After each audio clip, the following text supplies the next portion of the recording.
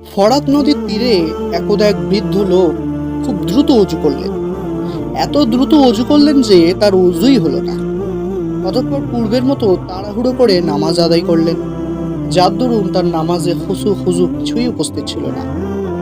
বৃদ্ধের এই অবস্থা পর্যবেক্ষণ করছিল নবী করিম সাল্লাল্লাহু আলাইহি ওয়াসাল্লামের বাগানের দুই ফুল, হযরত হাসান ও হযরত হোসাইন রাদিয়াল্লাহু তাআলা আনহুমা। কিন্তু তারা উভয়ে অস্থির হয়ে ভাবছিলেন যে এই বৃদ্ধ লোকের ভুলগুলো কিভাবে শুধরে দেওয়া যায়, কোনো বেয়াদবি হয়ে যায় না যেন।